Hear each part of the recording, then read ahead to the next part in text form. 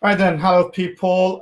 Welcome to our live seminar. This is Milad Resaeimanesh, the Central Committee of Ex-Muslime in Scandinavia spokesperson. I would like to welcome everyone watching this seminar live. Today we have 4 special guests who accepted to be in our seminars. In the next 2 hours, we're going to have discussions about Islamism, challenges, and solutions. This program is live. It broadcasted through Facebook, Instagram, YouTube and Twitter channel of Central Committee of Ex-Muslime in Scandinavia. If you watch this program live, please feel free to express yourself or ask any question you like through comments. I'm gonna show the comments on the screen, and I'm gonna raise the question with the panelists, and then hopefully they're gonna have enough time to answer you guys. Today we have 4 guests. Mina Ahadi is the founder of the Council of Ex-Muslime in Germany. Jamal Yusel is the founder and leader of Central Committee of Ex-Muslime in Norway. Yasmine Mohammed is an author and ex-Muslim activist, and Wenhammar is a feminine activist. I would like to use this chance to welcome everyone to the seminar. All right then. First speaker, Mina Ahadi, gonna talk about the things she would like to point out. I would like to mention Mina gonna talk in German, and during the seminar, I'm gonna translate what she's saying into in English. So Mina Ahadi gonna have 5 to 7 minutes to talk about what she would like to point out. Then I'm gonna read the statement she said me the day before, and then we're gonna move on the seminar with the other panelists. Mina Ahadi, first of all, welcome to the seminar, and second of all, the floor is yours. You can start now. Thank you. Dankeschön. Ich bedanke mich sehr viel und ich bin froh, hier zu sein. Ich kann leider nicht Englisch, nur Deutsch, und rede ich auf Deutsch, und das wird schon übersetzt. Wir haben vor 13 Jahren in Deutschland eine Organisation gegründet namens Zentralrat der Ex-Muslime, weil ich war in Deutschland und am Anfang alle waren Ausländer, und in laufender Zeit habe ich gesehen, Millionen Menschen haben wir einen Stempel bekommen, Moslems. Und dann habe ich in Deutschland gesehen, die islamische Organisationen, verschiedene Organisationen aus verschiedenen Ländern haben zusammengearbeitet, und die deutsche Regierung hat mit dieser islamischen Organisation eine Islamkonferenz organisiert und haben die gesagt, wir reden über Angelegenheit von 4 Millionen Moslems, die in Deutschland leben. Also ich habe gesehen, islamistische Bewegung oder islamische Bewegung, politischer Islam ist aktiv auch in Deutschland und in Europa. Und die Regierungen haben mit diesen Islamisten angefangen zusammenzuarbeiten. Also selbst ich komme aus dem Iran, und meine Lebensgeschichte ist so, kann man mit dieser Lebensgeschichte auch mit politischer Islam und islamischer Bewegung noch mehr sehen, wie funktioniert dieser politische Islam. 1979 im Iran war eine Revolution, dann Islamisten haben Macht gewonnen im Iran leider, und man hat dort gesehen, wenn in ein Land Islamisten Macht gewinnen, dann wir verlieren alles, besonders Frauen verlieren alles. Ich habe dort gesehen, die erste Aufruf war entweder Kopftuch oder schlagen wir euch, und wir haben also tausende Frauen, ich auch, wir haben gegen diese politische Islam auf die Straße gegangen und haben wir gesagt, Frauenrechte sind weder östlich oder westlich, sondern universal. Das war eine sehr große Bewegung für Universalität der Menschenrechte und Frauenrechte. Aber in laufender Zeit habe ich gesehen, Islamisten haben angefangen mit Brutalität, mit Mord und mit Steinigungen. Also wenn diese Bewegung irgendwo Macht bekommt, dann verlieren wir alles, alle Rechte, Homosexuellen, Menschen, andersgläubige, Atheisten, und auch dazu gehört Brutalität pur. Ich habe gesehen, Frauen wurden auf die Straße gebracht und gesteinigt, und damals habe ich gesagt, warte Mina, wenn die Weltöffentlichkeit von so etwas hört, die Uhren bleiben stehen und die Fabriken bleiben stehen, und Menschen geben eine Antwort gegenüber dieser sehr brutale Bewegung.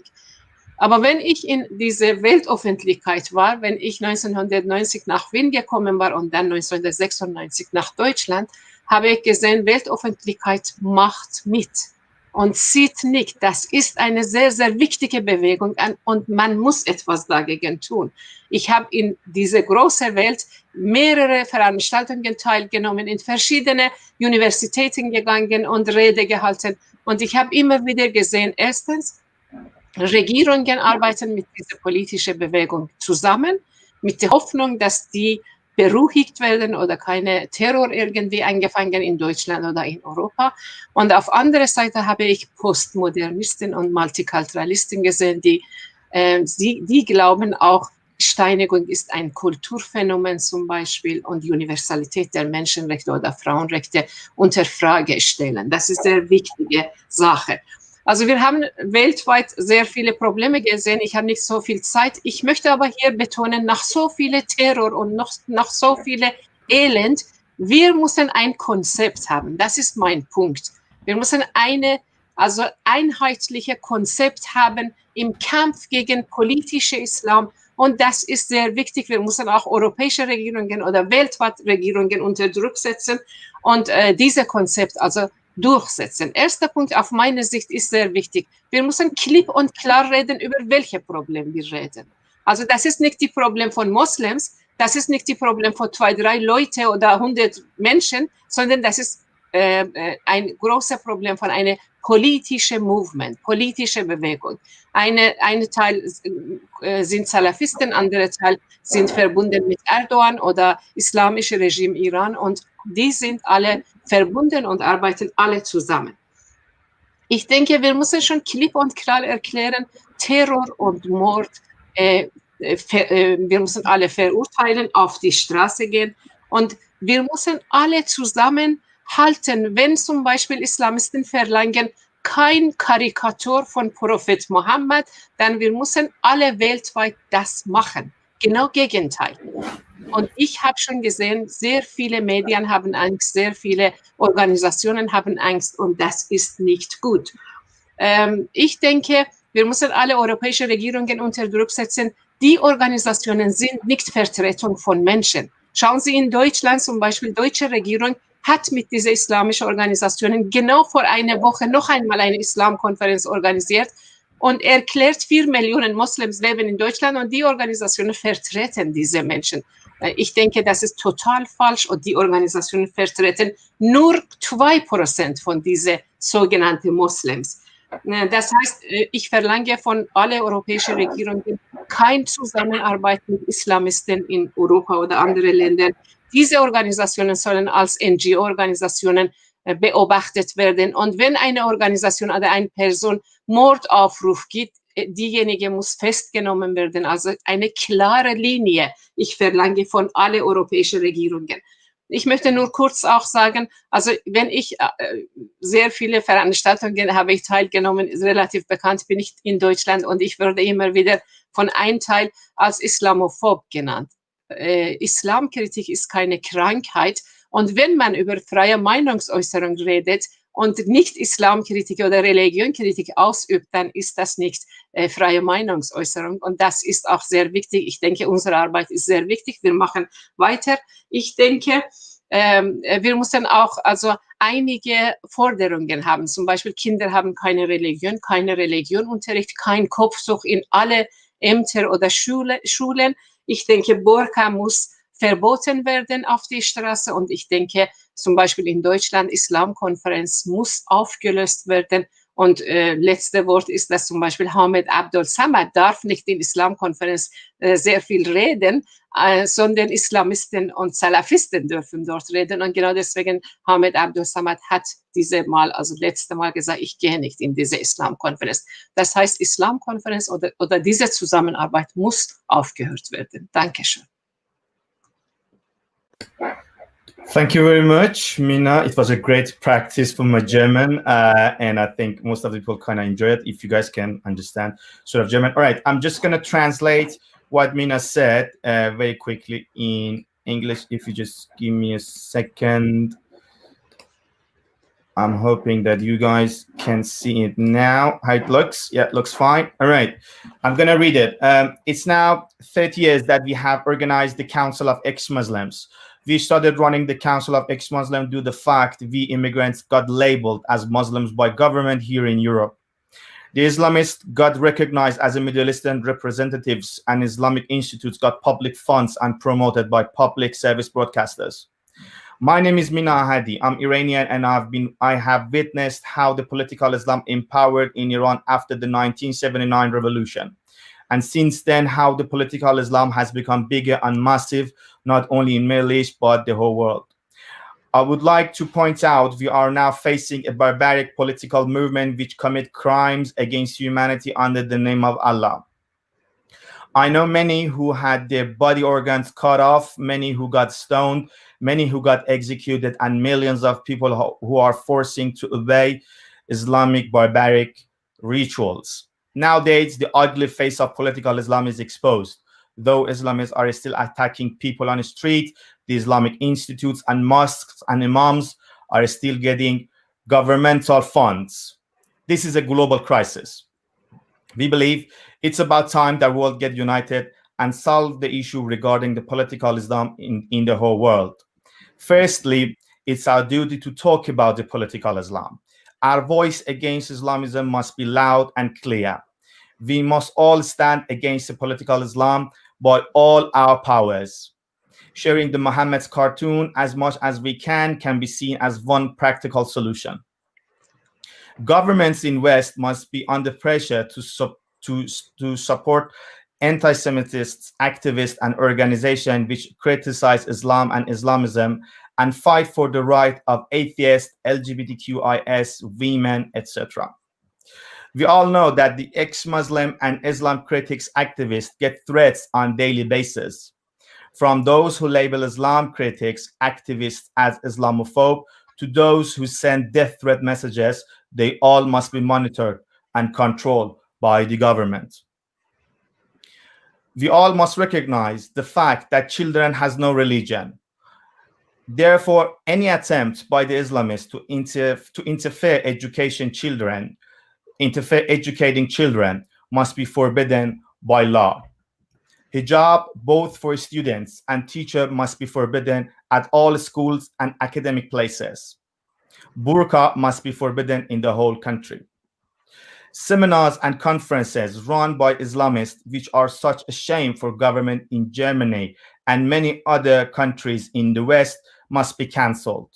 The latest one goes back to educating course for imams immediately after the death of Samuel Paty in France.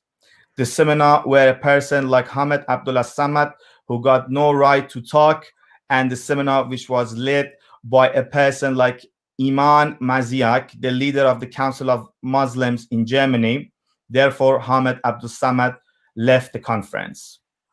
To summarize, working and justifying Islamism in order to keep Islamists calm and under control is a dangerous policy which must be stopped immediately. Mina Ahadi, November the 21st, 2020. Thank you, Mina, for your speech. In case the audiences or any of the panelists would like to talk about the statement by Mina Ahadi, please feel free to actually share your points. The next speaker would be Yasmine Mohammed. Yasmine, first of all, thank you again to the seminar. And the question would be, I'm pretty sure you are so active regarding this global crisis, as Mina said, Islamism in Europe, Middle East, and the rest of the world. How you see the situation, how you evaluate the challenge of Islamism, and what's your possible solution to overcome the Islamism in Europe, in West, and the Middle East? The floor is yours. And I also want to thank Mina because I think she did a great job of summarizing the whole issue. And I agree with her 100% with the problems. Obviously, it's a barbaric, unfortunate, you know, in Iran, how the people of Iran are fighting so hard against the Islamist government there, and that's really heartbreaking. But also at the same time, it also makes you feel really proud of them, and you know, and I hope the best for them. And I really feel that they will overthrow that government soon. A couple of things about both what you said and kind of in response to your question, Milad. First of all, with the conclusion of your statement, when you said that it's very dangerous for us to try and just appease Islamists to keep them quiet. We know that that's very dangerous because we have done that in many other countries before, and the results are clear. So we know that there's no such thing as appeasing the Islamists. Now, my family is from Egypt, where the Muslim Brotherhood started. So they are an Islamist group as well. And you could see there for 30 years, the President Mubarak was trying to appease them, keep them quiet, make them happy. There's no such thing. They're not going to stop until they get what they want. And that is exactly what they did. And so I completely agree with you that it is a very dangerous game to play to say, oh, we're just going to appease them and keep them quiet. However, how we're going to fight them, I think, is where we might have different ideas.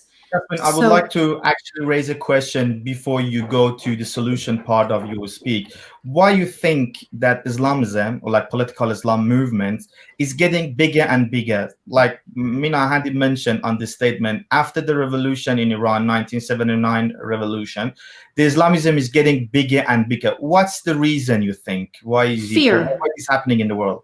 I think it's fear. I think it's exactly what Mina said, which is that other governments, other people are feeling like we have to appease the Islamists because otherwise they are going to terrorize us. They're going to use, suicide bombs. They're going to hurt us physically. They're going to terrorize us. They're going to use violence. So we have to appease them and make them. We will basically what they did in a lot of countries all across the Middle East, and you can see this easily if you look at pictures, obviously, of Iran before the revolution, but if you look at pictures of Egypt, Libya, Afghanistan, you name the country, and you saw how people were living, basically secularism was starting to take hold. Women were going to universities, they weren't being forced to wear hijab. There was, the progress was happening. And then after this happened in Iran, it scared all of the other countries into submission. It scared all of the other Muslims into submission, and they're still scared into submission to this day. And so what that means is that your regular average Muslims who do not believe in Islamism are too scared to speak up because they are afraid that they are also going to be attacked. And you see this very recently in France with the one imam that spoke up against the murderer of Samuel Paty. That one imam is dealing with thousands of death threats and is having to be under police protection. So it's very dangerous for your average Muslim to speak up against these Islamists. And that is exactly the aim. That's what they're doing. So Islamists work in conjunction with jihadis. This is the thing. We're talking about Muslims, we're talking about Islamists, we're talking about jihadis. There's all the same spectrum. It's the same spectrum. There's jihadis are Muslim, Islamists are Muslim. You cannot, the separation between these three groups is muddy. And that's really, coming back to your question of why are they growing? I'm hearing these conversations happening all the time on European media where, they will be complaining that the government is trying to crack down on Islamism. And then they'll say, oh, no, this is just normal Islam. Where's the line between normal Islam and Islamists? Right? It's muddy water there. It's not clear. And so what ends up happening is if you're in a secular country and you say, live and let live, I'll practice my religion, you practice yours, but this is a secular country. Everybody is free to practice what they want to practice. Muslims will practice in their homes, they will practice in their mosques. including under that umbrella of Muslims, there are Islamists who will take advantage of these secular laws and say, this is a great opportunity for me to use this loophole and say, I am just a Muslim. I am just practicing Islam. But really, they are going to be encouraging separatism. They're encouraging this Islamist ideology. So the thing is, I have to make it clear too, is there's no such thing as an Islamist ideology. There's no such thing as Islamism. It's all Islam. And this is what makes it confusing. It's one religion. The religion of Islam, just let me finish, Milad.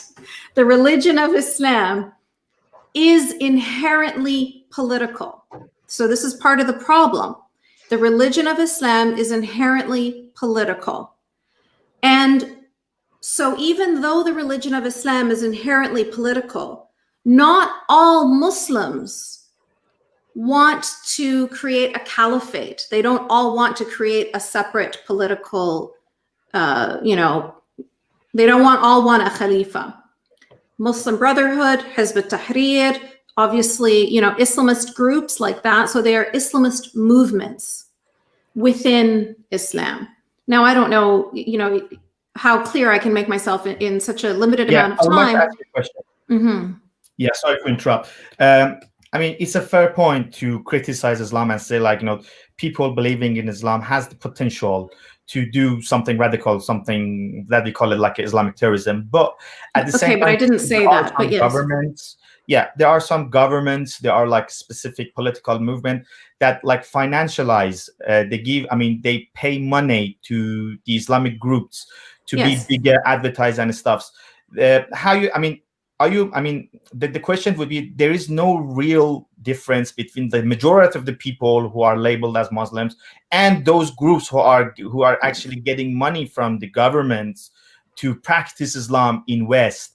That's why maybe some people prefer to use the term Islamists rather than Muslims and try to make differences between the majority of the people and Islamists. Can you please make it short? Because you're right. Statistics show that about 30% of Muslims are Islamists. So you're right when you say the majority of Muslims just want to live peacefully. They just want to live their lives. They're not interested in an Islamist movement.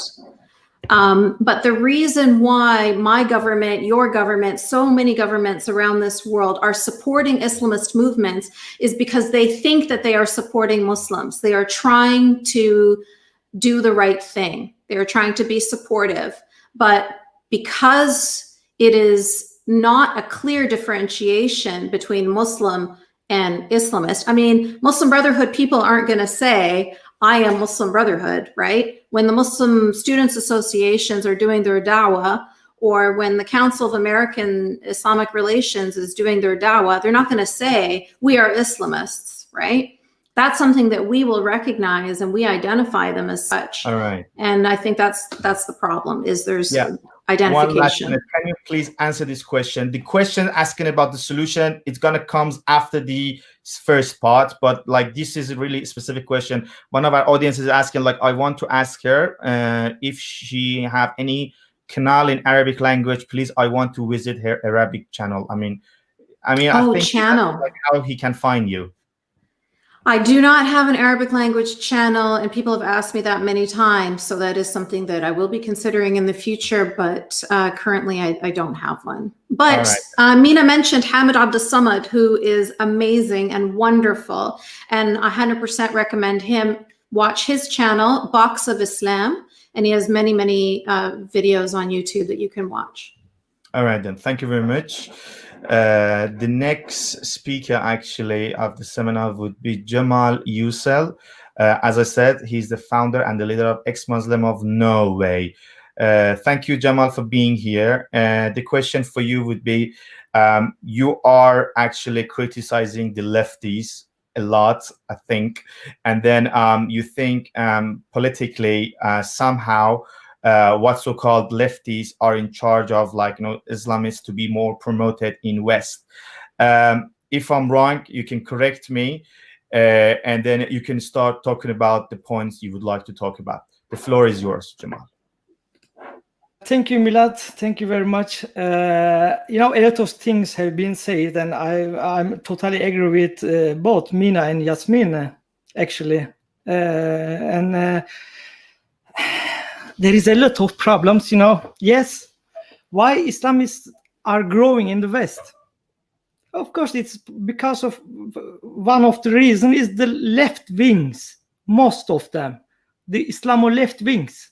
And they have to, as long as they are not waking up, like Macron doing right now, Islamists will grow and grow, because this is the tradition of Islam, and of course, fear.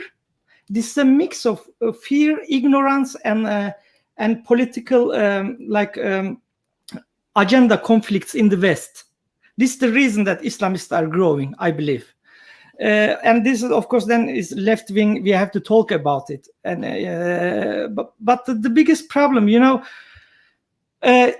Islamists know that democracy is a gift from Allah. Almost like this, because under the dictators, under other regimes, they have a lot of problems to get to power. This we have seen in Egypt. This we have seen in Turkey, but Erdogan was very smart. He used democracy as a gift, as a train to take it, to come to the target, and then broke the train. The same, Islamists are enjoying all the values and freedom in the West, and they are using them, like freedom of speech, freedom of religion, and everything, to get power one day and get rid of everything. This is the agenda. This is the Islamic totalitarianism and intolerance. So a lot of things have to be said, but already Mina and Yasmina said these things. So I just want to say, Islam, yes, I don't like to actually talk about Islamist or Islamism too, but we have no other option right now, I think, because after 50 years, first time some leaders giving a name to the problem, which have connection to Islam. And they say this is Islamism. Okay, let's talk about Islamism. If we start with that, I think that we will talk about Islam in the future. 150 years more, we will wait, and then we have to talk the real problem. But okay, no problem for me. So Islam is not only religion, but it is also the way of life. It is politics, military, social, and cultural law and order. Islamists are using, in Norway even, Islamist organizations, like they say clearly, Islam cannot submit to democracy or any other human invasion. How can Allah's law submit to human law? And if you ask even the ordinary Muslim, do you think Allah's law is higher, or the law of the state that here you are living in is higher for you, that you will submit? I believe any Muslim will say that, of course, Allah's law comes first, but I'm submitting to my country's law too.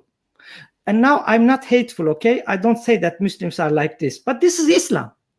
If you are Muslim, you have to submit Allah's law.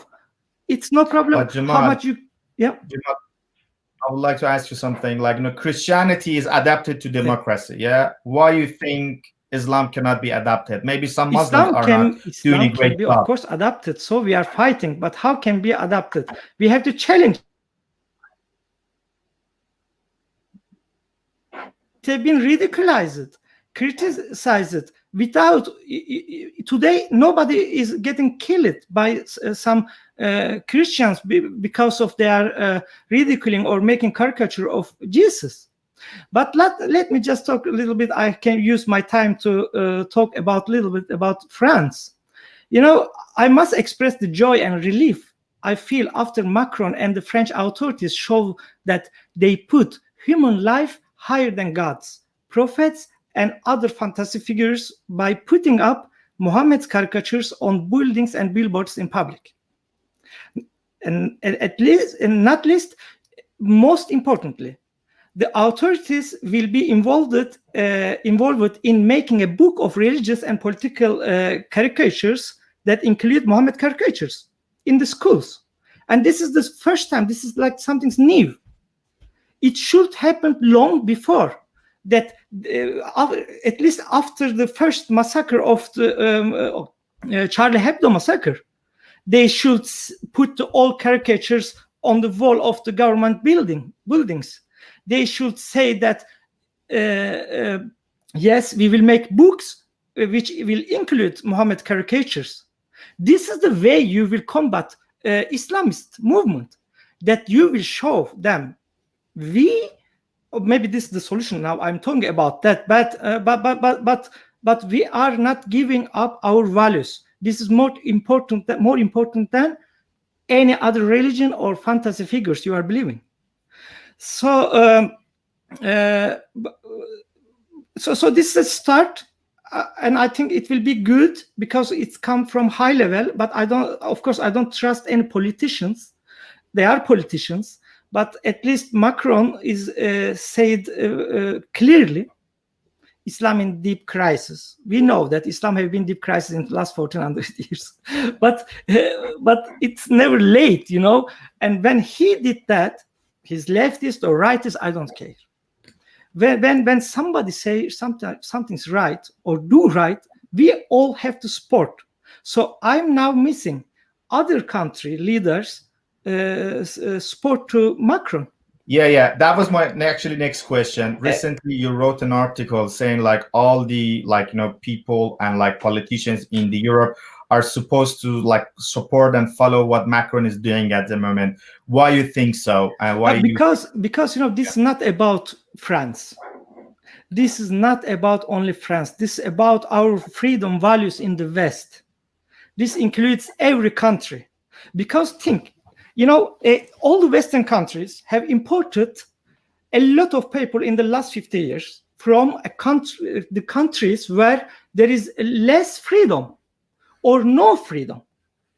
When you import people from there, you have to think, then you are also importing some people with the same mentality who oppose, who is making less freedoms in these countries.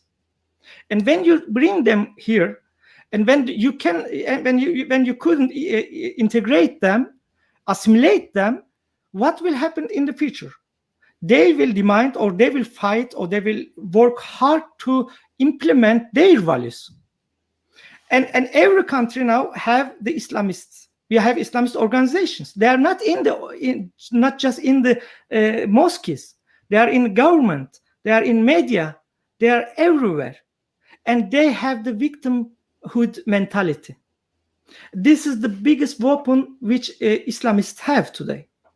As long as they are victim and they have patience, they know that in every democracy they can be stronger.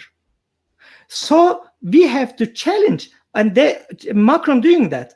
And if other country leaders think that someday it will not happen, the same destiny like France is experiencing right now, that people get beheaded in the street, or people demanding religious laws.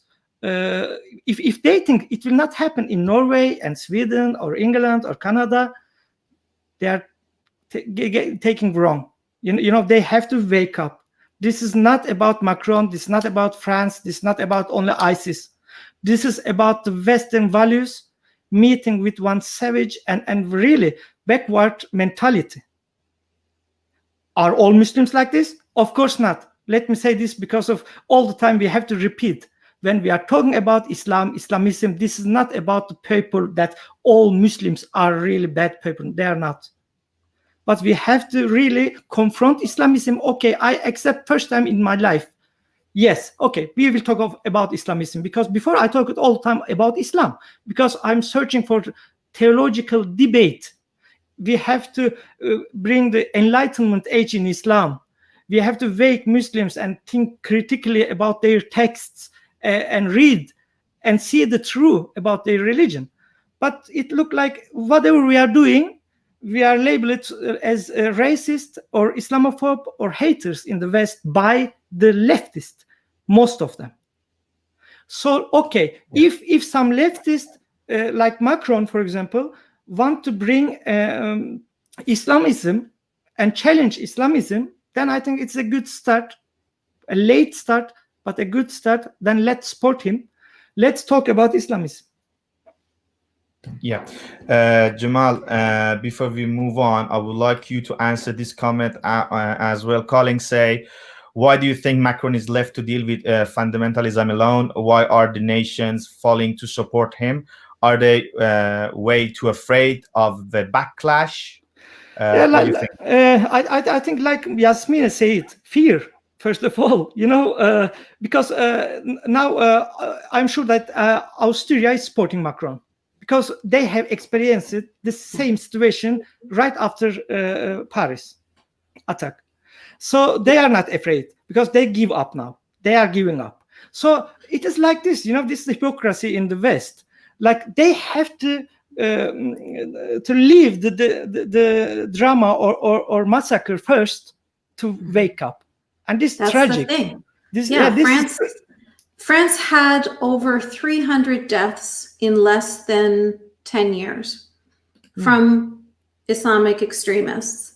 So, it's not like Macron just woke up one morning and said, "Oh, I'm going to fight Islamism." This has been for a very long time. The blood has been flowing in his streets, rivers and rivers of blood, before they finally reacted. And other countries have the luxury of not having that blood in their streets, so they don't feel like they need to react. So what you said is absolutely true about Austria.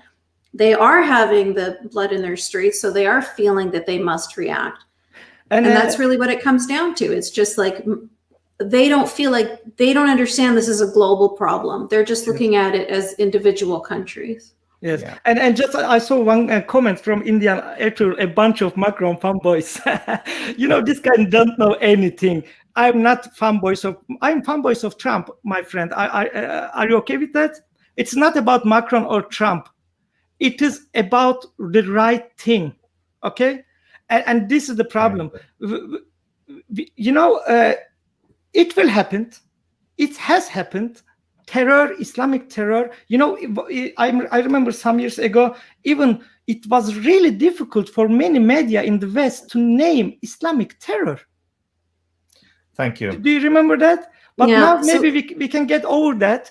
We can give a right name to right thing. This may be a start. So I'm supporting Macron, but I am disagree with many things with Macron too. But it's not about Macron, but what he's saying and doing. I just want to say one thing before we move on. I want to say that if Muslims fail to make a distinction between Muslims and Islamists, then in the end, Macron, Trump, whatever, it doesn't matter what his name is going to be or her name is going to be, but Western governments will retaliate and you will all lose, because I don't know what la la land you think you're living in, that you think that you're going to win. That's never going to happen. So it's in your best interest. If you are a decent Muslim, it is in your best interest to make a very clear distinction between you and the Islamists, because the Islamists are going to go down. And if you don't make that distinction, you're going to go down with them. Thank you.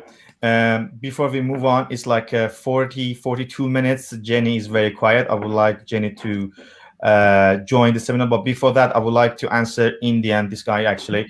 4 out of 5 people that you see on the screen are born in a Muslim family. So we know what we're talking about and who we support. So please do not be the lawyer of the Islamists in this seminar. All right, Jenny, the question would be, you are the only one in this group coming from a non-Muslim family, non-Muslim backgrounds. You are very active with the feminine organizations. I'm pretty sure you have to fight on both sides, the far rights and the jihadi Salafists that has sent you death threats during the past couple of months. How does it feel to fight against Islamism as European, Caucasian, blonde, feminine activist in Europe, in Sweden? How you actually express your experience regarding fighting against Islam? Well, first of all, I want to say thank you that I am invited here among all you ex-Muslims. And especially I want to thank the Iranian refugee community in Sweden that have always supported FEM in Sweden. And most of all, I want to send special greetings to Farida Arman, that is such a warrior, and I would not have been here without her support. And I can say that I grew up in a small village in Sweden in the 70s. And I left the Christian church when I was 6 years old, so I'm an apostate too. And I had never met a Muslim that I know of. And the first time I kind of came in contact with it, I was already 17 years old. I was going to become an exchange student, and it happened to be that I was going to Egypt. So I was preparing to learn Arabic, and had it all happened, maybe I would speak Arabic with you all. But there was no family in Egypt that wanted an exchange student that was a girl. So because of that, I instead speak Spanish because I came to Venezuela. And my big dream was to become a person that travels a lot. I loved very much to hitchhike. And I had to stop with my dream because of men. So for me, it's not only Islamism that is the problem, it's patriarchy and all the consequences of male violence and oppression. So I joined FEMEN when I heard of it, and my first action was in the Stockholm Mosque in Sweden against the Muslim Brotherhood, together with Alia El Mahdi and one of our Muslim FEMEN activists from Tunisia, Mariam. This was on the day before the big demonstrations in Egypt, when Morsi had been president for 1 year in Egypt. And the reaction in Sweden was very against what we made. And I experienced a fast journey from being anti-racist to being known as a racist in the public debates instead, and Islamophobic. And well, then I have experienced the cancel culture, and I was a politician for the Green Party in Sweden. I would not say that I ever have identified as left, because I've always identified as green and with the rainbow warriors of the indigenous people and of the LGBTQ community. But as I completely realized that I'm not alt-right or far-right, I have understood more and more that I am kind of left. So for me, it has also been a backstabbing when my green people have kicked me out of the community because I'm a feminine activist, not only because of being against Islamism, but also because in FEMEN we go topless in our actions. And so I would like to address, well, first I can say that how FEMEN started. It started in Ukraine, and we have three main pillars. It's a movement of women that paint political slogans on our breasts and face oppression. And that oppression is, to start with, in Ukraine, we have the background with Yanukovych and Putin. So it was against dictatorship. And of course, they sit in the knee of religion. So it was against theocracies. And that's why Jenny, I would like to ask you something in particular, if you don't mind. Sorry for interrupting you. You guys actually are fighting with everyone. I've noticed you also have a battle on the Instagram and Facebook, because I mean they keep blocking your stuffs. due to nudity or like some sort of like a what they called racism or like Islamophobia and stuff. My question would be for you personally, what's the challenge as a non-Muslim sort of background, sort of person, sort of activist, to actually fight for women's rights in Europe? I'm pretty sure. I mean, you got like so many death threats, as I said, in the past couple of months. Why do you think it's important that Europeans, like women activists, to support ex-Muslims, atheists, and secular refugees here in Sweden and the rest of Europe? I think it's important because I think that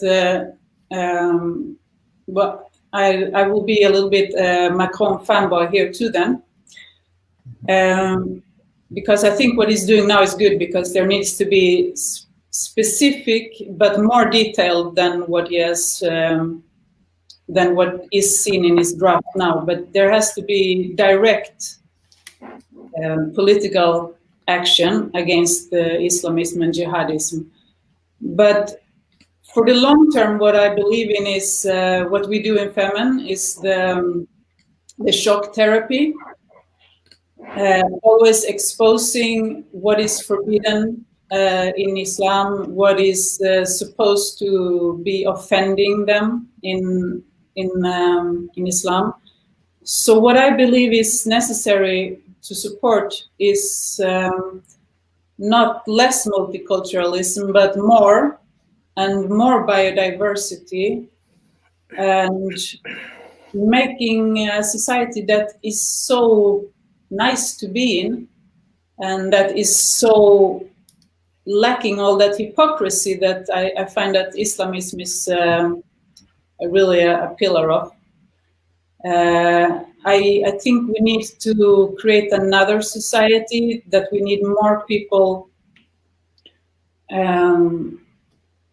We just need more of what is good for the bad of Islamism not to thrive. So my answer to the question before that Yasmine answered with fear, I would say that a big problem is internet.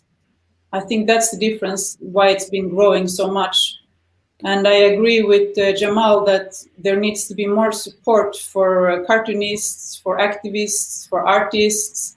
And I agree with Yasmine, and this is what I wanted to say before when we were talking, before this started, that the ones that do feel fear are Muslims, because Muslims know that they cannot speak out. Because they will be punished immediately by their close community. So I do not know if I answered your question. Yeah, you did actually. The next question would be like, the problem, I mean, I've heard a lot from my atheist Islam critics friends who was born in Europe. They look like Europeans. They always have this like a sort of problem, specifically for guys, to criticize Islam, is like, anytime you start saying anything against Islam in Europe, all of a sudden they say like, you're like, Islamophobe, you're racist, blah, blah, blah. In like, I do remember when I was attending some of the seminars in the left party in Sweden, Vänsterpartiet, anytime I say something against like a Islamic Republic of Iran, Erdogan, Saudi government and stuff, they immediately say like, oh, so you're racist, you actually belong to the Sweden's Democrats party, and this sort of thing, this sort of like a labeling. Why is like that? Why this? I mean, why people? I mean, mostly white people. I mean, people who are born in a non-Muslim families here in Europe have a very difficult time to support the ex-Muslim secular refugees and stuff who made this propaganda, who made this environment against the Islam critics here in Europe. You think? Well, I would like to say that my background, not only as a politician and as an activist for the Green Movement before I became a feminine activist, I have also a background as a behavioral scientist and also as an artist. For me, it's also very important to always self-analyze myself and criticize myself, and I believe this is solution for Islamism, and in that I can look back and see how I was part of this that you are criticizing, Milad and also Jamal. Because for me, Islam was something exotic from the beginning, before I had known it. I grew up in a very peaceful culture and country where we were all blonde, everybody in my school class.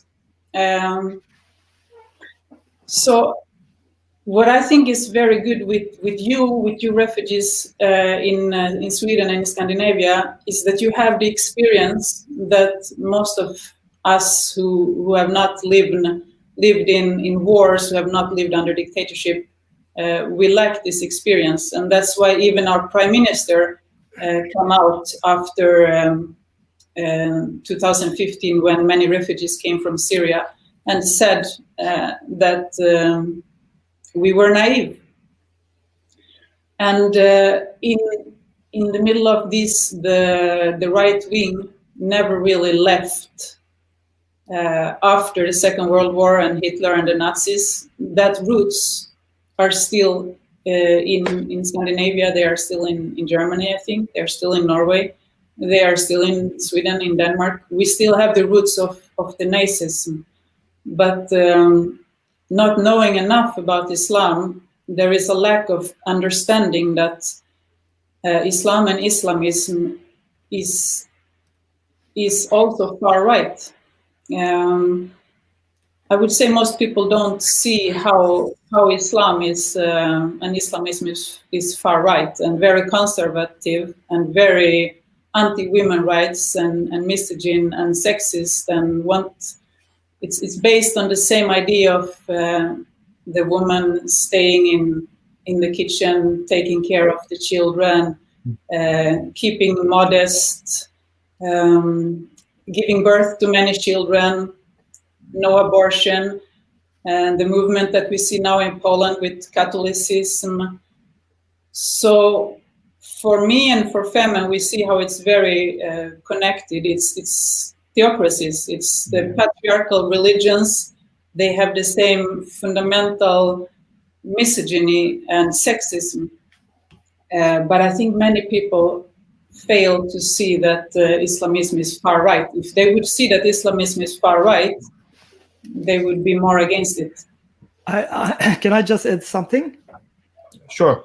I'm totally agree. You know, Islamism is the most far right ideology ever. If you ask me, Islam is far right in itself. If we look to the theology and what God say and what prophets say, but the problem is, who are, in the West, especially, again, the left, most of the left wings are labeling us like we are collaborating with the far rights. But in reality, they are the ones who really supporting and collaborating with the most supremacist and far right groups like Islam. Very fair point, Jamal. Yeah, totally. And other thing, when you talk about women rights groups and LGBT groups, I think then I just see hypocrisy a lot in most of these groups, because most of them is from the regressive left ideas and ideologies they have. How LGBT people can support Islam? I have seen many times in many European countries, Islam and Muslim are different, or supporting the people, like people's life, people's fear is different. But how they can give more space to Islam, this I cannot understand. For example, if women rights movements were not hypocritical, then we never had a child hijab. Why we have child hijab in every Western countries? This is an oppression, these Muslim girls are not equal with the other Western girls when you accepting hijab on them. They are children. And then you are people talking about women's rights. I don't believe, it's not to Jenny, it's not to you. I'm just talking about the most of them. I want to add to it. I want to add to it that when I joined the Green Party 15 years ago, more or less, and I was I was the leader of the Green Party in my municipality for 7 years. This was when I was introduced to the concept of multiculturalism, and I myself consider myself a cultural relativist, but I find that it has been misunderstood what cultural relativism really is, and it's confused with the moral relativism that accepts everything.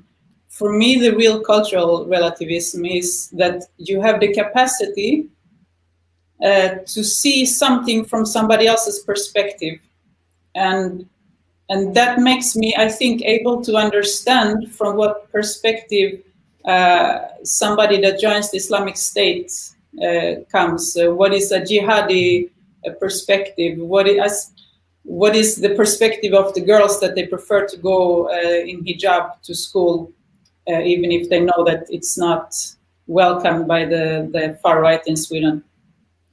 So I think I can understand all these perspectives, but the difference is, and this is what I think is lacking in the cultural relativism that we see in my country, is that once you understand, you also have to say, but here is my line, and this is the limits, and this I understand, but I don't accept it. That's what I think is missing. So to be pragmatic, I think we need, I have said it before, we need to know more of what is said in Arabic and in Persian by imams and other languages, because we are not so aware of all that is said. For example, yesterday there was Salafist Friday prayer outside of the French embassy in Stockholm. Yeah. And most of it was not in Swedish, but there was one part that was clear, and it was that they said Hitler was better than Macron because he did not hate Muslims. And the more we can get this out, the more we can get the translation out and get the truth out. I think people can. There is already a lot of like these videos on out actually in many years. Like, you know, Memory TV is translating a lot of imams what they are saying in all these years. But you know, even Memory TV had to fight many years to be accepted by the Yes. consensus, because they call it them. Because the first time I heard of them, I was advised to not listen to them because they are far right. All right then. Just a quick question. Don't you think Green Party in Sweden became a tool of Islamists? Yes. Yeah. I'm not part of it anymore. And this is what I am personally very sad, that we do not have a political party in Sweden that is both green and both understanding the problems of Islamism. So for me, there is no party to vote at. Yeah. All right then. We are at the end of the section 1 of the seminar. It's almost 1 hour. Time passed by so fast. Before actually we take a quick pause, before we just like move on to the second part, I would like to point out, guys, please make sure that you put your comment as short as you can. This is not a good actually comment. I cannot show it actually on the screen. Please make it as short as you can so I can show it on the screen. All right, we're gonna have a 3 minutes video talking about the ex-Muslim, the Council of Ex-Muslims activities. After that, on the like a second part, we're gonna be focused on the solutions and the future acts and strategies actually we as ex-Muslim, atheists, secular refugees actually should take. Stay with us, don't go anywhere. So I'm just gonna like, just give me a second, please. I'm gonna out loud and proud in defense of secularism and reason is important. If only to say we exist.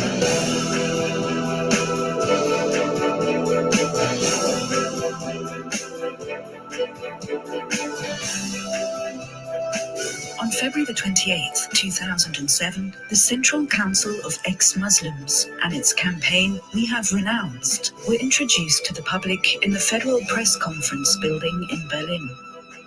This was followed a few weeks later by the founding of the Council of Ex-Muslims in the UK. It was the beginning of an international movement that has changed the world and will continue to change it. The Iranian human rights activist Mina Ahadi has lived in Cologne since 1996. She has been sentenced to death in Iran for protesting against the regime of Ayatollah Khomeini. Als Khomeini hat gesagt, entweder Kopftuch oder schlagen wir euch. Wir haben gesagt, wir möchten gar keine Kopftuch und wir möchten keine islamischen Gesetze. But even in exile, Mina could not come to terms with the serious human rights violations in her homeland. That's why she founded the International Committee Against Stoning in 2001. Ich dachte damals, wenn ich den Menschen im Westen erzähle, dass heute im 21. Jahrhundert Frauen eingegraben und gesteinigt werden, dann bleiben hier alle Uhren stehen. Aber rein gar nichts ist geschehen. Niemand wollte etwas über die Menschenrechtsverletzungen des politischen Islam hören. Es war deprimierend. In April 2006, Mina Ahadi was in Osnabrück for a workshop on political Islam. On the train back to Cologne, she was sitting next to another workshop participant, the humanist philosopher and board spokesman of the Giordano Bruno Foundation, Michael Schmidt-Salomon. Irgendwo auf der Strecke zwischen Hagen und Köln unterhielten wir uns darüber, was man tun könnte, um Minas Botschaften besser in die Öffentlichkeit zu bringen. Meine spontane Idee war, dass wir uns an der berühmten Kampagne gegen den Abtreibungsparagraphen orientieren sollten. Statt dem Satz, wir haben abgetrieben, würde unser Motto lauten, wir haben abgeschworen. Genau so haben wir es dann später auch gemacht. Wir fanden einige mutige Männer und Frauen, die vor dem politischen Islam nach Deutschland geflüchtet waren und die bereit waren, sich vor unserer Kampagne fotografieren zu lassen. Als Träger einer solchen Kampagne brauchten wir allerdings noch eine Organisation. Also schlug ich vor, einen Zentralrat der Ex-Muslime zu gründen, was Mina im ersten Moment wohl etwas irritiert hat. Oh, das Wort Ex-Muslim hat mir und viele anderen am Anfang überhaupt nicht gefallen. Wir verstanden uns als Atheisten und Humanisten. Ex-Muslim, das klang irgendwie komisch. Aber es war die richtige Entscheidung, wie sich schnell zeigte. Denn schon mit unserer ersten Pressekonferenz als Zentralrat der Ex-Muslime kamen wir weltweit in die Schlagzeilen. Ich bin Vorsitzender des Zentralrats der Ex-Muslime. In 2006, the word ex-Muslim was not yet in widespread use. Authors like Ibn Warraq, who had explicitly rejected Islam, were described in the media as Muslim intellectuals. But this was to change with the founding of the Central Council of Ex-Muslims.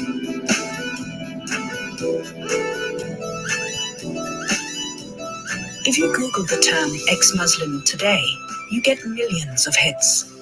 And Wikipedia in English lists no fewer than 60 organizations that have arisen around the world following the example of the German Central Council of Ex-Muslims. A crucial part of this international success was due to the chair of the Council of Ex-Muslims of Britain, Maryam Namazi, who did not hesitate to engage in provocative campaigns if necessary. This was evident in the nude protest of the ex-Muslims at the London Pride demo, which outraged some British Islamists. A group in the UK calling itself the Ex-Muslim Council has been stirring controversy. In 2016, Maryam got to the heart of the ex-Islam issue in a widely acclaimed speech in Washington. For many of us, the fight for secularism is a matter of life and death. It's not Western. It's not Eastern, it's universal. That is our message today, from Washington, D.C., to Tehran, to Riyadh, to Dhaka, to Kabul, to Baghdad. We want secularism, and we want it now. Thank you. Washington, where Maryam Namazi spoke, is now home to the headquarters of the Ex-Muslims of North America. Founded in 2013, the organization already has 18 branches, from Austin, Texas, to Toronto in Canada. One of the leading figures of the ex-Muslims of North America is Pakistan-born human rights activist Sarah Haider. I'm an atheist and I'm a humanist, I'm a freethinker. I call myself all those things. I think they mean different things to me, and I ascribe those labels to myself. I left religion around the age of 16. I met my first ex-Muslim at the age of 21, 22. And then we decided that it'd be good to start an organization where other people can see the benefits of meeting people like them and having that support. And so we started the Ex-Muslims in North America. 5 years before the Ex-Muslims of North America was founded, Mina Ahadi and Mariam Namazi took part in a large international meeting of ex-Muslims. Die kritische Islamkonferenz. Wir hatten für diese erste kritische Islamkonferenz ein einprägsames Motto gefunden, nämlich aufklären statt verschleiern. Doch wir brauchten noch ein starkes Bild, das diese Botschaft transportiert. Ich stellte mir dabei eine junge Frau vor, die ihr Kopftuch ablegt und es als Zeichen ihrer neu gewonnenen Freiheit triumphal in die Höhe steigt. Als ich das Foto sah, wusste ich sofort, das ist es. Das Bild von der jungen Frau mit dem gelüfteten Schleier war ein starkes Symbol für den Widerstand der Frauen gegen das Patriarchat und den politischen Islam. Später wurde das Foto in vielen Ländern verbreitet, vor allem im Iran. On the internet, a few years later, thousands of Iranian women published photos of themselves taking off their headscarf or not wearing one at all, although this is punishable in Iran by a heavy fine. For a few months now, they have been taken to the streets every Wednesday, wearing no headscarf at all, or else a thin white one that lets you see their hair. The Islamic regime has so far been unable to find a way of curbing these women's peaceful mass protest. Their movement is growing constantly. It's no coincidence that their Facebook page, My Stealthy Freedom, now has over 1 million followers. In vielen sogenannten islamischen Ländern wollen die Menschen nichts mehr mit dem Regime der Mullahs und Muftis zu tun haben. Die Bewegung des Säkularismus wächst dort sehr viel stärker als der Islam. Und es ist nur eine Frage der Zeit, bis sich die politischen Verhältnisse in diese Länder ändern. In 2013, the Second Critical Islam Conference was held in Berlin. Among the participants were ex-Muslims like Mina Ahadi, humanist Islam critics like Hamid Abdel Samad, and liberal Muslims like Seyran Atesh, who shared for the first time her vision of a liberal mosque. In der eine Frau Vorbeterin ist, Imamin ist, in der Frauen und Männer nebeneinander beten können, wo Frauen keine Kopftücher tragen. Im Gegenteil, ein Kopftuchverbot für diese Institution existiert. The motto of the Second Critical Islam Conference was self-determination rather than peer pressure, targeting both Islamism and xenophobia. Importantly, the conference showed that both Islamists and right-wing populists, with their group-based politics of identity, have more similarities than differences.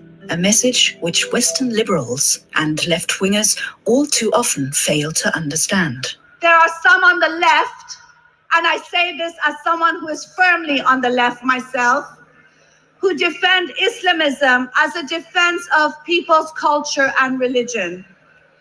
Thanks, but no thanks.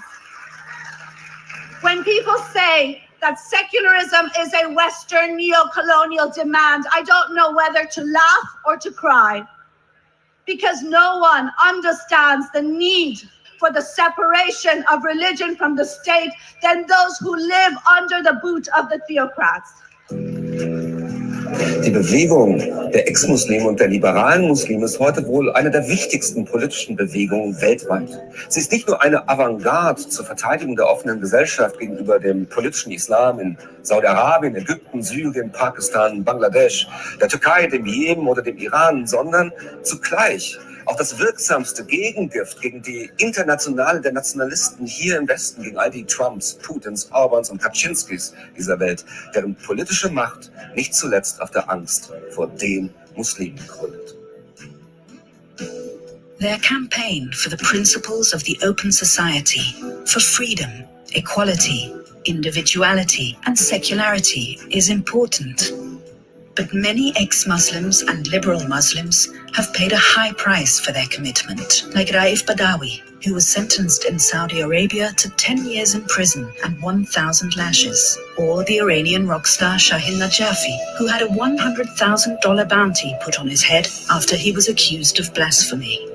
Many critics of political Islam living in Germany are or have been under police protection, like Mina Ahadi after the founding of the Central Council of Ex-Muslims, like Hamid Abdel Samad after his publications on Islamic fascism, or like Seyran Atesh after she turned her vision of a liberal mosque into reality. This struggle is not a detail in history. It is exactly what draws the boundary between civilization and barbarism.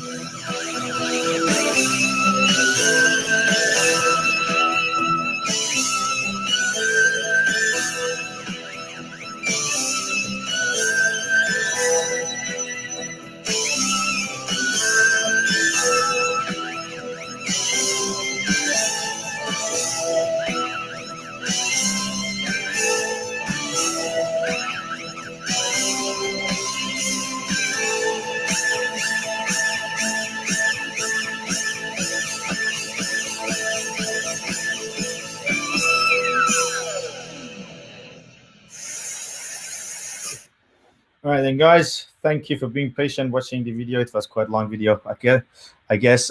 All right, we now start the second part of the seminar.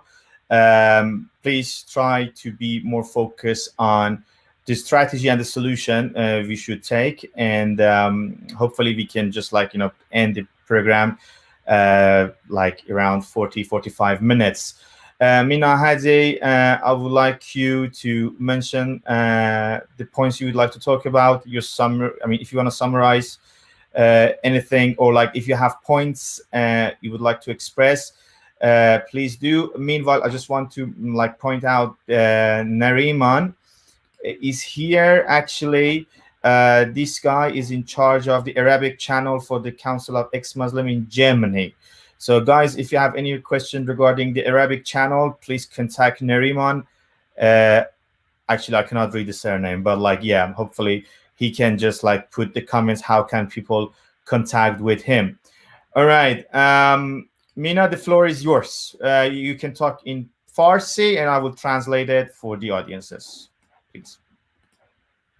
Thank you. فارسی صحبت میکنم خیلی کوتاه. میخواستم بگم که یه بحث اینجا الان مطرح میشه در مورد اینکه اسلام مثل مذهب هم خودش خیلی سیاسی هست. فکر میکنم مشکل بزرگی رو ما داریم در موردش حرف میزنیم، شامل جنبه‌های مختلفه. یکیش همینه که اسلام و همه مذاهب سیاسی بودن، سیاسی هستند و سیاسی رفتار میکنن. به نظر من این پوینت مهمیه. ولی خب Mina is saying is we have to realize that all the religions are somehow politic. So there is, I mean, it's really tough to distinguish between the religion and political movements. Yeah. نکته که بخوام بگم، خیلی هم وقتتون رو نمیگیرم، اونم اینه که قبل از 1979 ایران اگه نگاه کنید مردم مسلمان‌تر بودن لابد اون موقع، ولی وضعیت اینطوری نبود. تو کابل خیلی‌ها بدون حجاب میرفتن، تو مصر اینطوری بود، تو ایران هم اینطوری بود. میخوام نکته‌ای روش تاکید کنم و اونم اینه که ما به طور واقعی با یه جنبش طرف هستیم. از 1979 به این ور این موضوع تو اروپا هم خیلی شدید شده. هی میگن اسلام مسلمان این اومد و Mina is saying is we knew actually the Islam, the religion itself was existed for many years over there, but we know after the 1979 revolution we're facing a political movement. If you just watch the photos of the people before the revolution in Iran or some other countries, you will see people were free even though Islam or religion was still in there, but since then we're facing a political movement. یه چیزی مهمه برای ما که داریم این بحثا رو میکنیم و اونم فضاسازی دست راستی ها علیه مسلمان هاست. حواس هممون باید باشه. من میخوام بگم مسلمان ها بیشتر قربانی این جنبش شدن در ایران، در عراق، در افغانستان و در جاهای دیگه. We all have to be careful with is the propaganda by the far right and the racist movements. We have to point out and be clear the first victim of the political Islam are the Muslims in themselves inside the Middle East. و یه نکته هم میخوام تاکید کنم اینه که مبارزه همین مردم جوونا تو ایران، در لبنان، در کشورهای عرب زبان خیلی مهمه علیه این جنبش. اینو هم حتما همه باید ببینن وقتی میرن تو خیابون و سکولاریسم دفاع میکنن. One other important point that everyone should be keen and like be careful about is the fight of the majority of the people against political Islam and Islamism in Middle East. When we out in the street talking about secularism, we have to see the fight of the people of Middle East against political Islam. خب من الان دیگه زیاد توضیح نمیدم، ولی من خیلی نقد میکنم جریانات چپ رو، سازمانهای چپ، حزب چپ مثلا در آلمان رو که سکوت میکنن و این جنبش ارتجاعی رو پاسخ مردم به امپریالیسم به افکار I don't want to talk نمیفروشن. much at the moment, but I want to use this chance to criticize the what so-called left parties here in Europe, Germany to be more precise. They're saying like the Islamism is the reaction of people of Middle East against imperialism in West, and that's how they sell Islamism to the Western societies. در نهایت به نظر ما یک کنسپت هومانیستی باید داشته باشیم، یه پاسخ بدیم به این مسئله، دولت‌ها را تحت فشار قرار بدیم، جنبش اسلامی را واقعا در مقابلش بایستیم و دفاع کنیم از حقوق زنان، برابری زن و مرد، آتئیسم و آزادی بیان و غیره. میدونم این کار خطرناکه ولی بالاخره یک کنسپت الان میتونیم بدیم. We need to have a concept based on humanity and equality. I do understand it may sound a bit dangerous to actually stand on the third part, but that's what we need to do, and that's what we can do. We need a concept, a human-based universal concept. Thank you for everyone for listening. Merci, Mina. Thank you, Mina, for your speech. Next speaker would be Yasmine Mohammed. Yasmine, I mean, let's talk about the solution and how we can change the future for the next generation of the people living in Europe, North America, and to be more precise, the Middle Eastern countries. Yasmine, the floor is yours. I think that video is a great example of what we should be doing, which is that we are being very vocal with our stories and that we are sharing our stories on social media, on, all over the internet, YouTube, Twitter, Facebook, all of these places where people in the Middle East are seeing other free people and they're recognizing that these are avenues that I can go down as well. So in that video, we also saw My Stealthy Freedom, for example. That started from a Facebook page, My Stealthy Freedom, and then it ended up being on the streets with the women holding their white scarves and waving them in the streets. And so through social media, through people finding each other. So women in Egypt, women in Saudi Arabia, women all over the world saw the My Stealthy Freedom campaign, and it also encouraged them. So soon afterwards, there was a campaign in Saudi Arabia where women were taking off their niqabs and they were burning them. And, I never thought I would see that in my lifetime, but I was incredibly proud to see that the hashtag burn the niqab was trending in Saudi Arabia. And so I think that it's really important that we continue to support each other, that we continue to fight bad ideas with good ideas. We just get louder. The problem is, like I mentioned earlier, the fear of speaking out, because as Jenny said, when Muslims speak out, your immediate family, your father, your brother, in some cases, your cousin, your sister, your uncle, they are the people that are going to hurt you. So you are in immediate danger if you speak up. And so I think a lot of Muslims are afraid to speak up. It takes a lot of courage for them to do so. And for people like us that are living in free countries and we have that freedom And so we should be using our voices to support people who can't use their voice, who can't speak up. And I think that that's what we should continue to do. I think there's a dangerous line that some people try to talk about, banning the hijab. I don't agree with. I hate the hijab. I hate it more than anything. I especially hate seeing it on children. I think it's a disgusting, misogynist tool of rape culture. I think it's a tool of victim blaming, of slut shaming. I think it's the most horrific tool of misogyny you could possibly imagine. But I don't agree with banning it. So I think that we're constantly having to thread this needle. It's not easy to do. And like Jamal said earlier, that's what Islamists use our insistence on civil liberties and liberalism, and they're using those tools against us, but we just have to fight back harder. And that's why, again, I think it was Jamal that mentioned putting the pictures of the Charlie Hebdo cartoons, big, huge projections of them on the buildings. That's the kinds of things that we need to do. So again, agreeing with Jenny when she said that too, that if they have a problem with cartoons, well, we just bombard them with cartoons. You don't like it? Here it is. Here's more of it. You don't like it when women show their hair? Okay, here's some women's breasts. Just keep going, because these are our values, and we have to stand firm, and we have to stand strong, because we know that they are strong, and we know that they are standing firm, and we know that they're not going to back down. And so we have to also be just as proud of our values as well. Yeah, actually, I would like to ask you something, Yasmine. It's something personal. Like, I do remember, like, a year ago, I watched a video of yours saying, like, hijab is a rape culture. And since then, there are so many people using the hashtag hijab is a rape culture, making concepts and making, like, phrases that is meaningful. I do remember also, like, one of the feminine activists, which I can't remember her name. She was writing on her body, hijab is sexism.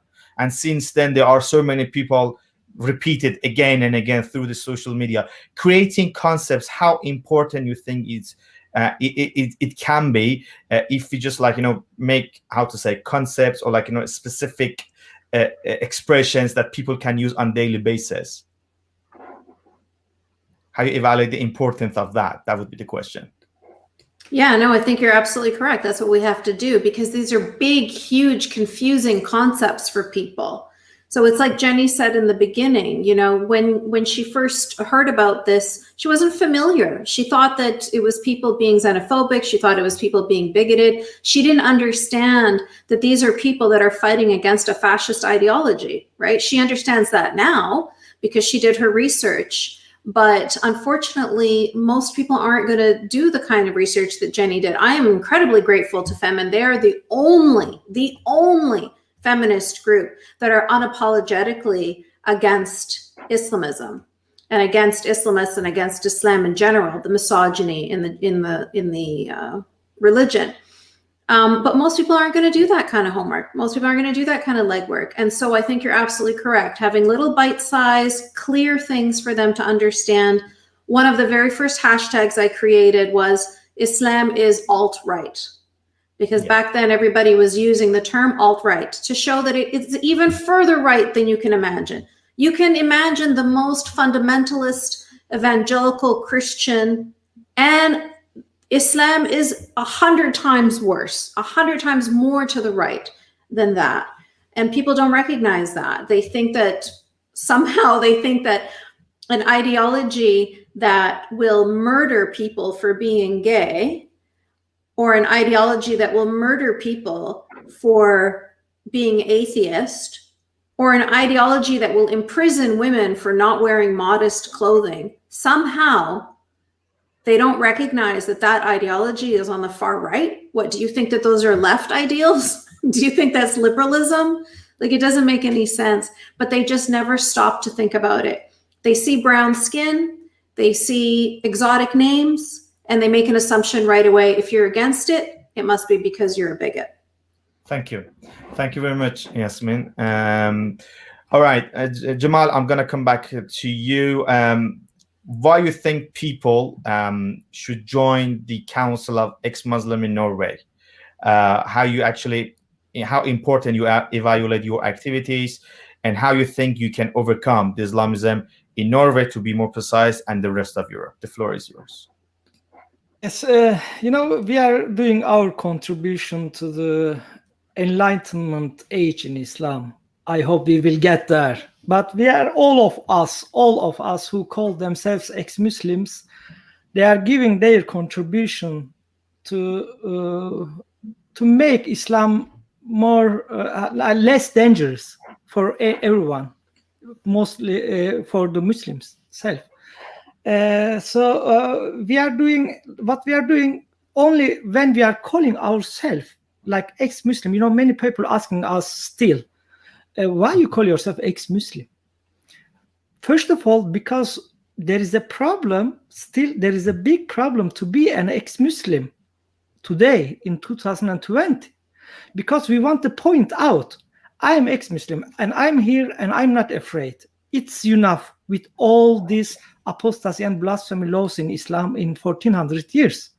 Now we want our freedom, and we want to normalize acceptance of blasphemy and apostasy in Islam, because when we reach there, when it is normalized acceptance of apostasy and blasphemy, then it will be like the Christianity maybe. When we get the power from Islamists, then more people will come out. But as long as states and the politicians and media collaborating with Islamists and showing them like they are the representative of Muslims and gives them power, of course people will be afraid to speak out or come out like ex-Muslims. We have even our board members, even old persons like over 60, 70 years old, they are not showing their face or name in Norway in 2020. So it is, what's the solutions? There is a lot of solutions, and we are just in the start line right now. There is many people have to contribute. What is that? First of all, the freedom of speech is the biggest enemy of any totalitarian ideology. Islam or fascism or racism or communism or whatever you call it. Any freedom of speech. And this is what we have. And this we have to protect. If we lose freedom of speech, everything is gone. We can't do anything. So very important in the West that we keep this value, and we stop censorship. We give freedom of speech to everyone, even the Islamists. They have. So let's talk and stop censorship of all the social media, for example. Like I mentioned it, our Instagram page is closed down. Right? We cannot open even. We cannot get back even. It's also support ex-Muslim movement and critics of Islam. This is very important. Because when I look back, how I became an ex-Muslim, because of critics of Islam. I was a defender of Islam. I was an Islamist in the past. But as long as, in Turkey, there was critics of Islam, I was lucky enough to live in a country, secular enough country, where we had voices, writers who criticized Islam. In this time, I hated them, but they challenged me. And they changed me. So we have to give platform to every critics, and we have to stop labeling them. The other thing, state have to stop funding any Islamist organization, even mosques including in that. We need French laicite. We need secular state, nothing more, but real secular state. This means that there will be no religion in state or public offices like school, police department, or whatever you call. It will be free from any religious symbol, any religious activity. We will not have praying places even in these departments, in military. What is this? We are living in 2020, and still we are in the chain of the religions, and especially one religion some never gone through any Enlightenment age. Because of the blasphemy laws like death penalty, Islam is existing today. And we have to realize, now we feel that we have still freedom in the West to speak out, like we're doing right now. So this is the only solution, because when we look back like 300 years ago, in the West, people like Voltaire, Spinoza, and many other philosophers, they challenged Christianity, not only the church, leftists say church, not only church, not only Jesus, not only Bible. They criticized the religious one. They criticized even the priests, nuns, people's belief. And they have been called haters too in this time. And that time, but today they are the Enlightenment philosophers who we are proud of. Yeah, the same thing. Jamal, based on different languages, we have people who challenge Islam, as you mentioned, like in Iran. It's not the same level, We have had, like for example, I didn't hear yet Ali Sina, because they're calling him racist. He's Iranian guy, right? Then maybe.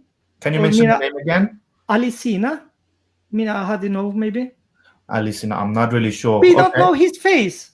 We don't know his face, but he's the first ex-Muslim, first public ex-Muslim 30 years ago. He wrote a lot of books. He opened the first ex-Muslim page, faithfreedom.org. But no one knows. But okay, he did his job. Now today they call him racist only. Yes, we had, but in not the same level like Enlightenment age in the West. I don't believe that, but we have started. So another thing, like school books in the West, school books are lying about Islam to children. We have to tell the truth about Islam to our children in the West. Religion have to be the history of class. They have to tell the truth about everything, about Muhammad, what he did. Good things, bad things, but stop lying to children. We have to. This they do in Muslim countries too. In the start, they are lying about Islam. No children in Muslim countries know. For example, Muhammad married with a 6-year-old girl, or raped woman, or killed and did robbery. Like these things. I mean, we need. Really a lot of things, and this. So but the most importantly, the freedom of speech. We have to really fight to keep this value, and this is the most important one. Thank you very much. Thank you, Jamal. I would like now Jenny to actually summarize her speech and answer the question: how can we actually have a law that protect ex-Muslim and like secular refugees in Sweden?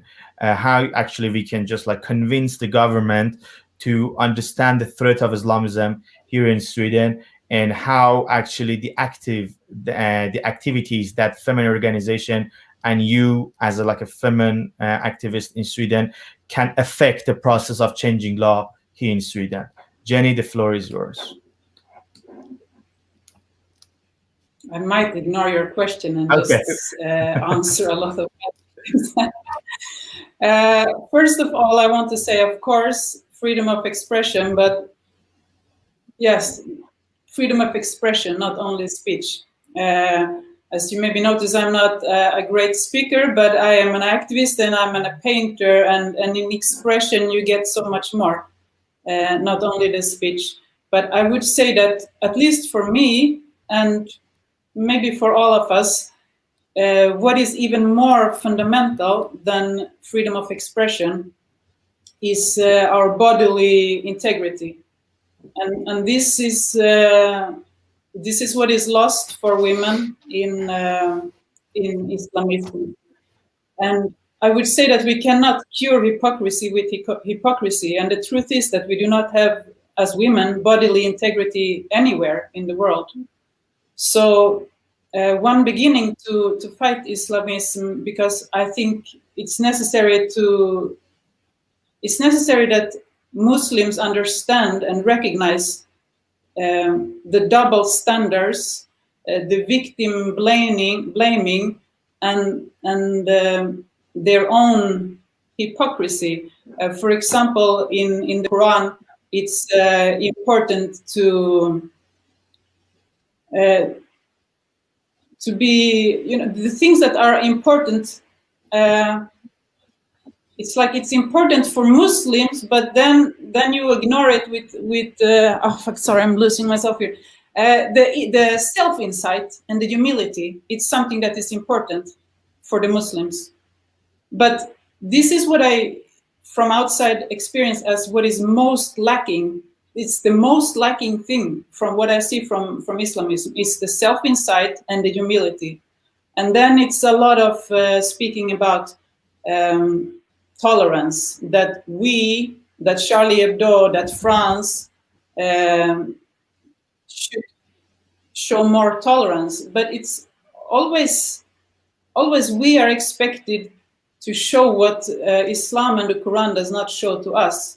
So for this, I think that the self-insight is very important, and then as a good example, I think we should start with ourselves to show our own hypocrisy. And this is why I agree with Yasmine that we cannot ban, even as much as we do dislike the sexism behind hijab, we should not ban it on grown-ups. And for me, I even don't feel like banning anything for children. But what I want to call out is the hypocrisy. And if we go back now to Sweden, I think not even Sweden is a country that is ready for this. We are saying so much that, oh, we cannot stop girls from wearing hijab because they should be free to wear whatever they want. This is bullshit. We are not free to wear whatever we want in school. You as a girl in school cannot wear the same kind of clothes as a guy. You cannot be topless when you go to take the swimming classes. You cannot be topless when you train football in the classes of physical exercise. There is so much hypocrisy still within our non-religious society. And as long as we do not recognize our own hypocrisy, it's kind of hard to call out the hypocrisy of others. But that would be my main message here, to speak about the hypocrisy and how can Muslims, Islamists become more aware of their own double standards. And then, of course, that's what we try to do in Femin. We try to call it out with our actions. And now that I said that, if you want to repeat your question, maybe I can answer in short. My question was like, how you see, how you evaluate how the activists that the feminist group do can actually ease the process of changing law in Sweden, so the ex-Muslim and the secular refugees would be, recognized as the people of the Middle East, and as you mentioned, the hijab for children, for example, would be banned by law, etc. Okay, so I think Sweden and politicians do not really have so much power nowadays. It's people behind, it's companies that have the power today. Facebook has a lot more power to influence, and that would be a good way to start, to make Facebook support ex-Muslims, to make Facebook support the ones that speak up against Islamism, because what is happening right now is exactly the contrary. I know so many of my activist colleagues, especially from Iran, that are currently blocked, that they have lost their accounts, a long history of posts, of activism, of photos, it's gone. They have to start accounts kind of illegally, because you're not supposed to have a double account in Facebook. So we become like criminals on one of the biggest platforms today to change the world. Because let's face it, Facebook today is kind of more real life than you being at home in your real life, especially during the pandemic. Yeah. What is real life is being here online. And again, I think this is what made jihadism grow so much, is the access to all the other ones in the world, that they are like them, which brings me to what is said now in France against Macron, is that he is excluding and pointing out all Muslims, even if it's a minority within a minority that there are really jihadists, is pointing out everybody, and they are using the word that they are being excluded. Yeah. So can I say one more thing? So what I want to say, one thing that we can do, and that is happening in Sweden, and that I have a huge problem with, but what I also see is good, is the cancel culture. The cancel culture is very annoying, but it's a very civilized way also. So what I find is, like, we had these recent cases in Sweden. We had this school principal that's been so praised, the principal Hamid. He was the principal of a school. It's been very popular. It's been the Swede of the year. And then it came out his secret, hypocrite, anti-Semite, anti-homosexual, anti-women posts that he had made in another name on internet. When these things come out, he was immediately cancelled. And that's the difference from memory, for example, that you mentioned, Jamal, because this happened in the country. It was somebody that we could relate to. He had a high position in the society, and he was immediately cancelled. He's like super cancelled right now. So because of this, I think the cancel culture, even as much as it annoys me, is also a very civilized way to deal with Islamism. And then what must be done is the police need to have the resources to after these people are cancelled, also keep tracking them on internet, for example, what is going on, and then there needs to be the police measurements. And that's what I think. I do not have much hope for the politicians, but maybe they catch up later. I just want to add, Facebook or other platforms, they don't need to even support ex-Muslim. We need to get our right to express ourselves. Yes. But that's it. One Turkish YouTuber, ex-Muslim, his name is Ibrahim Atabey. He had live streaming in last 5 years in Turkish language and criticizing Islam. He's living in Russia, and 1 week ago he ripped up Quran in one live streaming. And today, in every newspaper in Turkey, even the biggest one, TV channels, and even the politicians and writers writing on Twitter and want his head. Can you believe that? And when I look, it is not just people with 2 foot long beard or with hijab. It's look like you and me and everyone. People, modern people, even want to get him from Russia, and Twitter is let them write what they want. But if we write something, then we get problems, but I didn't understand. Do you think we should ban child hijab on schools? I think that the way it is in France is a good alternative, because it's against all religious symbols.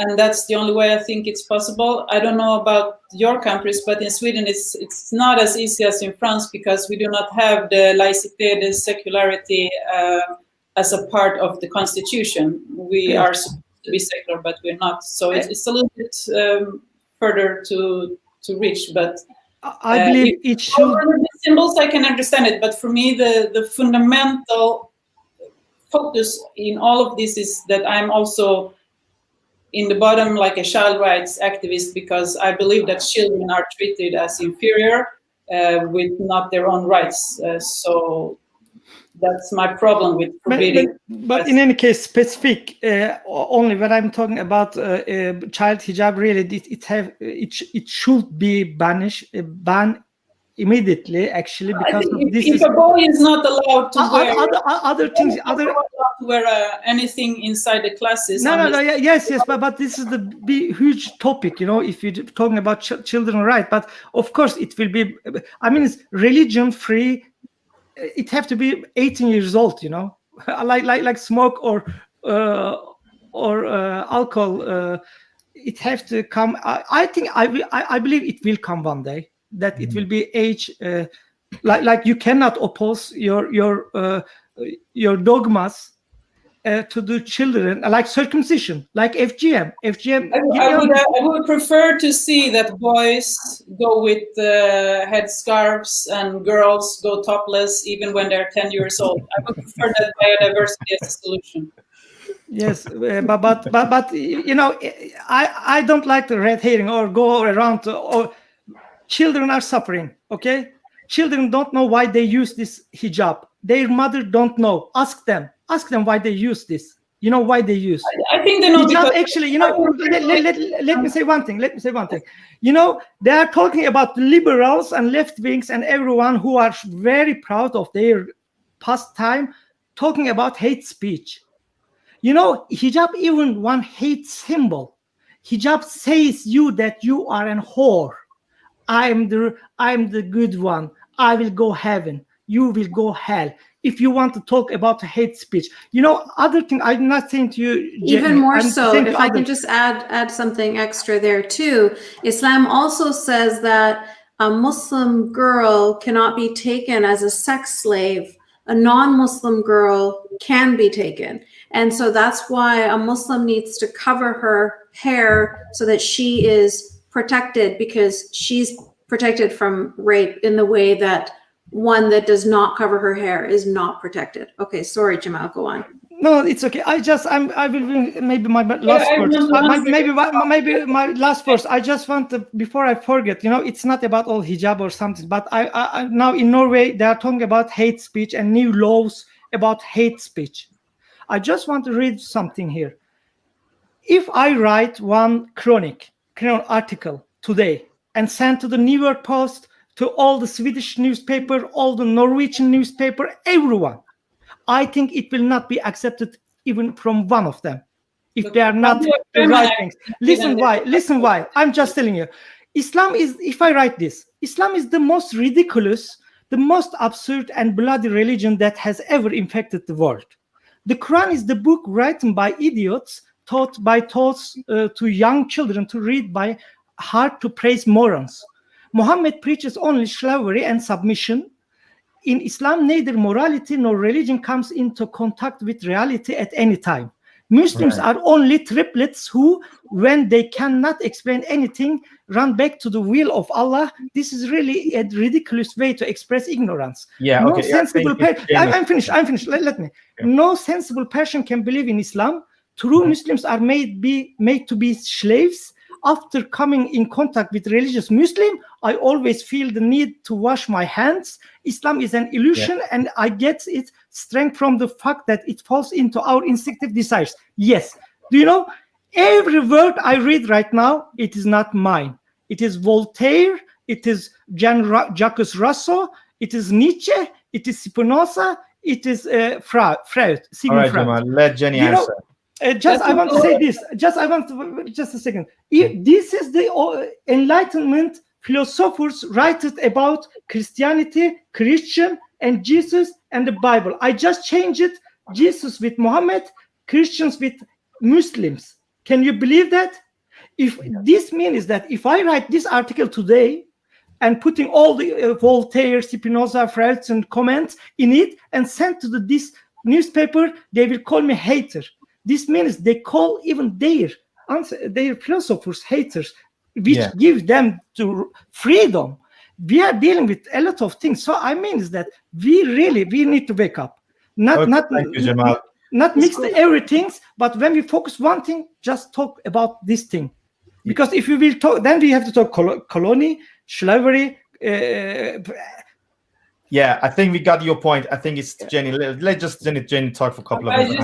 Jenny, I kind of agree with you, of course. I just wanted to say, like, it was really only men that you mentioned the name of. And I think one of the answers against Islamism is actually feminism.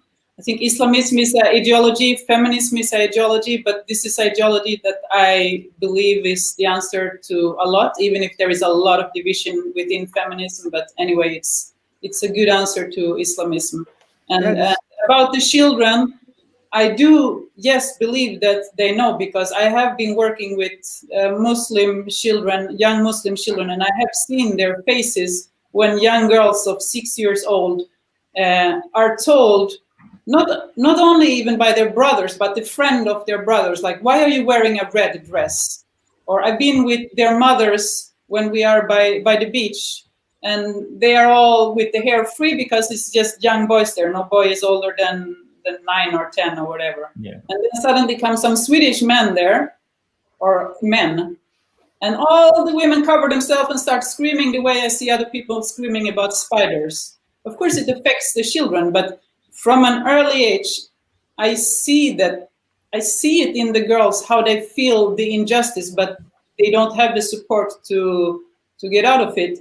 So I think it's not really the rule of the hijab or not in school. It's the constant support of children to make their own decisions and not listen to what is written in a book by some dead man. I think we all agree that like children should be away from religion whatsoever. Like in this term Islam, children got no religion, and like we need a new law or like maybe new society that protect children from the religion. Jamal, would you like to add something? Yeah, no, just I want to say, you know, I'm really tired about children are suffering in the West. I couldn't believe that, you know. I couldn't believe that I will come to the West and see that children of Muslim parents will have no same rights with other children of the Western people. And they said we have to fight against negative social control, we have to fight against FGM, but they are allowing the first step. They are allowing their parents to compose hijab to them. And then later, when these children get a little bit older, and they say, many parents speak with teacher and say, my girl cannot go in the gym. And they accept because of cultural relativism or respecting their religion, or they are afraid to be called a racist or hater. And later, they say that she cannot go to the music classroom. Okay. And later, they find someone and marry her to another. And when come to the there, like you allowing negative control to children from parents many years. When they come to they will cut the clitoris or circumcision of boys. Then you say, "Oh, stop there! You cannot do that." Why? Yeah, Yasmine would like to add something. Yes, Yasmine, the floor is yours. Yeah. Well, I was just going to say that everything that Jamal just said is exactly my story. That's exactly it. So this is my book here, Unveiled, where I talk about all of those things that you said. And not only did my government turn a blind eye and let this continue, but they in fact supported it. So I talk about how when I was 12 years old and I went to one of my teachers to talk about the abuse that was happening at home, and I went to child services, I went to the police, I went to the court system, and in the end the judge said to me, "This is your culture. Yeah. This is how your parents want to discipline you. So it's different from the way other Canadian families discipline their children, but you know, that's just your luck." So basically, it's like somebody just said in the comments, it's othering.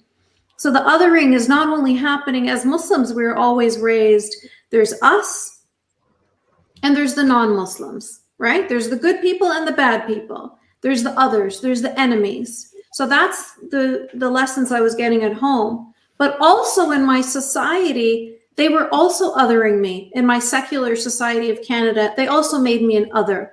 They also said to me, if you were a blonde-haired, blue-eyed girl with family from Sweden or Germany or France, we would protect you.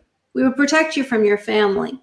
But because you happen to be a Muslim girl from an Arab family, that's your luck. Sorry, there's nothing we can do for you.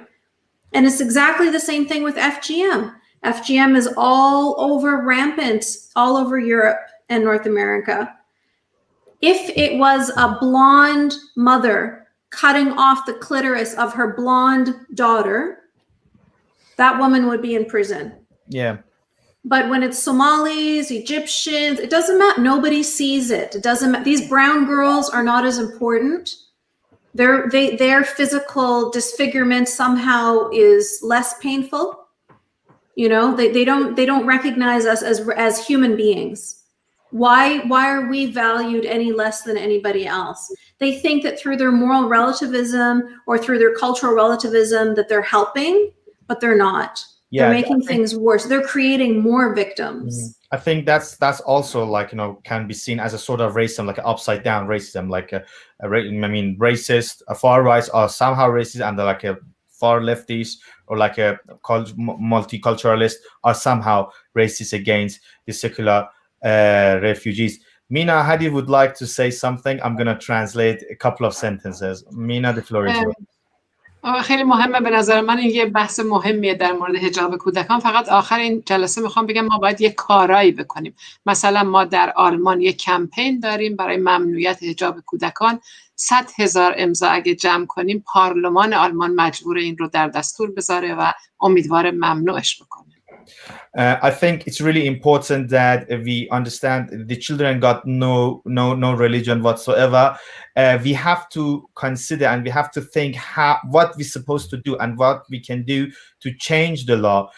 Here in Germany, we have a campaign for girls, like for small girls, to actually ban the hijab at schools. If we can collect 100,000 signatures, then the Parliament of Germany is forced to consider it. So we need this campaign to actually people come and like more they actually sign it. به نظر من سوئد از این نظر خیلی عقبه. یعنی من وقتی میام سوئد اصلا خفه میشم اینقدر حجاب زیاده تو خیابونه اینا و به نظر من همه اکتیویستا تو سوئد هم باید یه کاری بکنن. I think Sweden is way behind the schedule in that term. Anytime I come to Sweden, I really feel suffocated. There are like so many hijabis and like so many hijab for children. I think all the like women activists should do something in Sweden as well. یه نکته دیگه هم بگم، ما در مقابل مساجد تظاهرات میذاریم و خواهان بسته شدن مثلا مسجد وابسته به جمهوری اسلامی هستیم. به نظر من این حرکت باید خیلی جاها جلو بره، برای اینکه تو مسجد علیه بی خدایان، علیه همجنسگرایان تبلیغ میکنن و فرمان قتل میدن. We actually organize demonstration in front of the mosques. We have to realize the threat of mosques because inside the mosque they promote Islamism, terrorism, and anti-women sort of ideologies. من حرفم اینه که باید صورتمون رو نشون بدیم و نترسیم. دیروز تظاهرات بوده توی هامبورگ، اسلامیا فراخوان داده بودن در دفاع از ترور و محمد و نمیدونم علیه شارلی هبدو و ما در مقابلش تظاهرات داشتیم. نریمان اونجا بوده و به نظر من همه باید این رفتار رو بکنیم. یعنی باید بیایم تو خیابون متحدانه علیه اسلامیا انواع اقسام فعالیت‌ها رو در دستور بذاریم. خیلی ممنون وقتتون رو ندید. I think it's important to show our face. Yesterday, for example, there was a demonstration at the mosques in Hamburg. The Islamists were trying to promote Muhammad and Islamic rules. We organized a demonstration over there. Nariman was there. Nariman, the guy who just put some comments. I'm hoping he's still with us. Nariman was there at the Hamburg demonstration. These sort of things should be repeated and should be somehow our plan to overcome Islamism. Thank you for listening. All right then, ladies and gents, I think we are at the end of the seminar. If any of you would like to talk, please, you can have a couple of minutes to summarize. If not, we can end the seminar. Is there anyone who would like to add some points? I guess no. All right then. I just want to say thank you to everybody. Thank you, Milad, for organizing this. Thank you for everybody for joining in. I really appreciate this time, and I just wanted to say that I want to give an extra special thank you to Jenny, actually, because I know that it was, it's more difficult for her to be here because she doesn't come from an Islamic background. And so there was so much more that she had to overcome in order to join us here in this session. And I think that's something that we overlook quite a bit, that when we ask for our liberal allies to support us, they immediately get attacked with racism. You're racist, you're bigot, you're Islamophobe, all of that stuff. And so when we have, blonde-haired allies like Jenny, I think it's important that we really say thank you very much for putting yourself out there, because we know how you're getting attacked. I also thank you to all of you too, and I feel that you are my homies. Yeah, Jamal, please. I also want to thank you so much to you, Milad, and to everyone here, and keep doing good work. And I will repeat again, and now I don't say freedom of speech, but freedom of expression. It's right. It is the most important thing. If we have freedom of expression, I'm not afraid that we will get rid of Islamists and we will get rid of any dogmas. So let's keep it that and continue doing good work. Thank you. Yeah, thank you very much. Thank you all for being here, and the audiences, Alexander, Kemal, Atiye, Marcus, Colin, Ian, and all the people, Esther, all the people, Menno, the people who watched the seminar and like put us comment, Hulda, sorry for missing you, and all the people who watched the seminar. Thank you very much. And hopefully we're going to run like a similar seminars in early future. Thank you. And since then, take care, everyone.